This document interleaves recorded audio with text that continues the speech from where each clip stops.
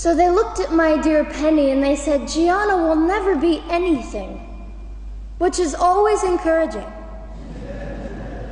And she decided to ignore them, and she worked with me 3 times a day, and I began to hold up my head, and they said, well, Gianna will never this and never that.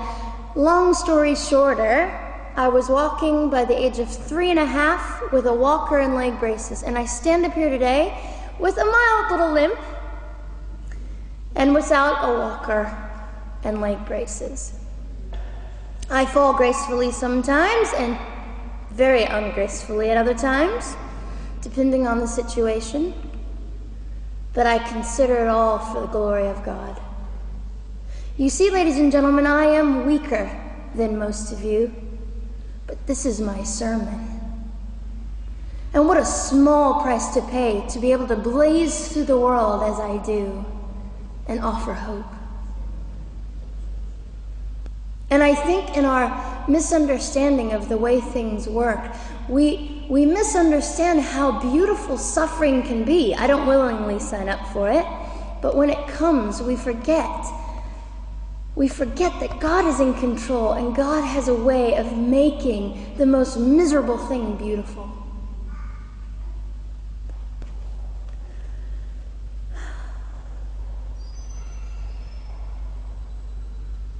I have met my biological mother. I have forgiven my biological mother. I am a Christian.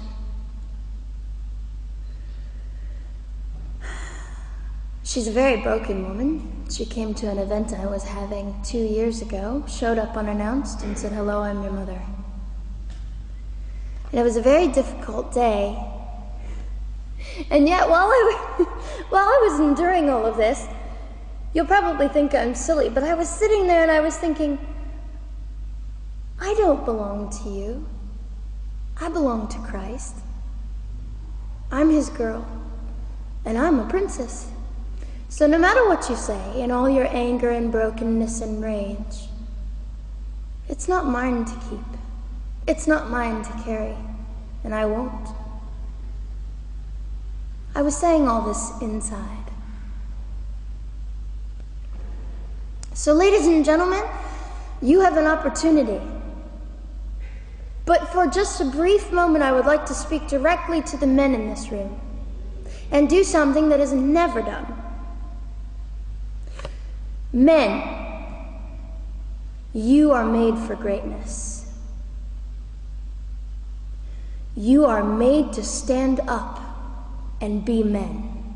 You are made to defend women and children, not stand by and turn your head when you know murder is occurring and do nothing about it.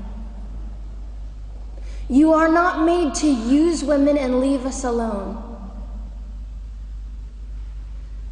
You are made to be kind and great and gracious and strong and stand for something. Because men, listen to me, I am too tired to do your job. Women, you are not made for abuse. You are not made to sit and not know your worth and your value. You are made to be fought for forever. So now is your moment. What sort of people are you going to be? I trust incredible. I trust, men, you will rise to the occasion. To the politicians listening, particularly to the men, I would say this: you are made for greatness, set your politics aside. You are made to defend what is right and good.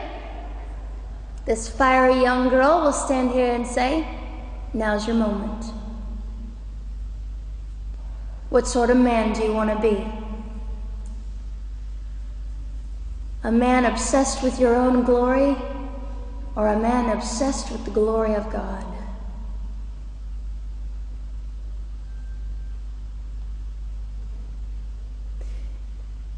It's time to take a stand, Victoria.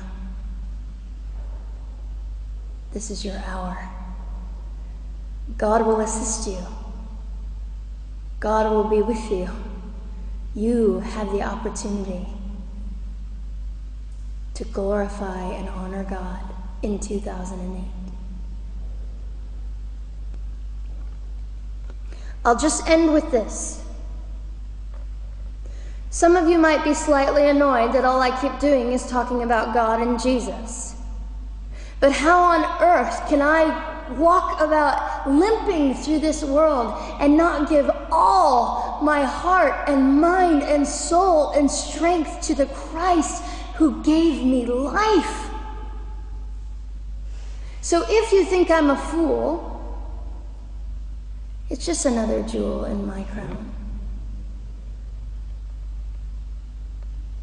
My whole intent in living here is to make God smile. I hope some of this made sense. It just came from my heart. God bless and keep you.